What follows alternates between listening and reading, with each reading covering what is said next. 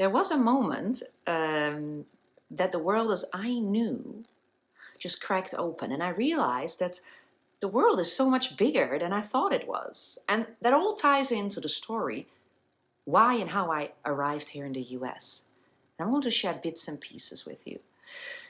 When I was 21 years old, I stepped foot onto an island in the Caribbean called Aruba for the very first time. And I think that was actually the time that my world changed forever. And at that time, I thought I had it all figured out, though, because I had a dream career. Uh, I was shining on stage. I had applause every night. But that one trip, it shifted the entire direction of my life. And I didn't know that until now, so many years later. So yeah, I grew up in the Netherlands. And I was very lucky because my parents, they loved to travel. And every summer we would take these long road trips through Europe. I've seen Italy, Spain, Egypt, Turkey, France.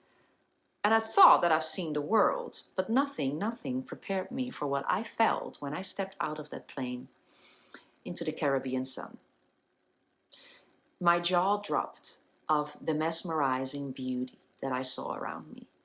The warm air all year round, the ocean, the turquoise blue water, the white sandy beaches. And I remember standing there barefoot thinking, why have I stayed in this small country, the Netherlands, all this time? And in that exact moment, my entire being said, there is more. There is more in the world, apparently, and go find it. So back home, I was living my dream. I was a professional dancer under contract. I was performing full-time in theaters. I worked with famous Dutch singers and actors, and I appeared on TV and shows and movies. Well, the whole shebang. And for years, that was my identity. The stage lights, the applause, the rush of performing, that to me was home. But as much as I loved it, after that experience in the Caribbean, a part of me was craving something deeper, something real, something not scripted, not choreographied. What is the word?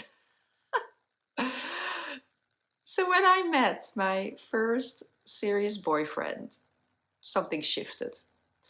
And I started to dream of these new horizons, and not the kind where I'd be on stage performing, but where I would be living, exploring, and experiencing. And so I did the unthinkable. I stepped away from the spotlight. And I decided to travel, to explore, to see what life looked like outside of the boundaries that I knew. And I spent the next few years traveling through Southeast Asia, South Africa, Latin America, between my 21st and 28-year-old. I hitchhiked, I slept on beaches, I laughed and cried in cheap hostels where the fan barely worked and there were bed bugs. And I got lost in jungles, I climbed mountains in Vietnam, and I wandered through temples in Malaysia that just took my breath away. I learned to say thank you in 5 different languages. And I learned that joy didn't come from perfection, but it came from being present, fully living. And whenever people ask me, but how can you afford this life?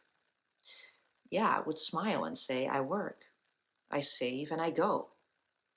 And I would repeat that. And sometimes I worked in a neuropsychiatric clinic. Sometimes I taught dance. Sometimes I just figured it out, but every time I found a way. Because freedom became my non-negotiable. And when I say that, that makes me emotional. When I was 28 years old, I felt the pull again, but this time it was even stronger, and I didn't just want to take another trip. 3 months or 6 months seemed not long enough. I just wanted to leave, and I left with a one-way ticket. No plan, no timeline, no safety net this time. And people thought that I was crazy. Well, you're throwing a stable life away, they said, and yes, maybe I was. And at my farewell party, one of my closest friends, she had everything society says you should want.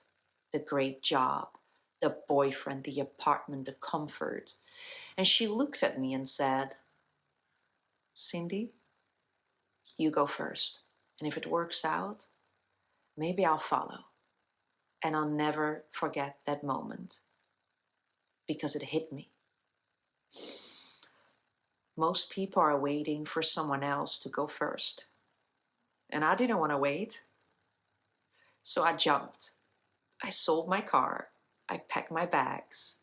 And I walked into the unknown with nothing but trust and fire in my chest. And it worked. I built a new life by the ocean. I lived barefoot. And I was a fanatic kite surfer. My hair was always salty. And my skin was always slightly sunburned. I watched the stars. We laughed until sunrise, and eventually that same friend followed me. Yes, she quit her job, she sold everything and came to live on that same beach in Dominican Republic it was. And together we built a life full of freedom and flow.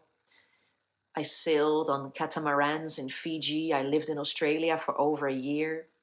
And somewhere along the way, I stopped chasing success. And I started chasing meaning. And by then I had seen over 40 countries.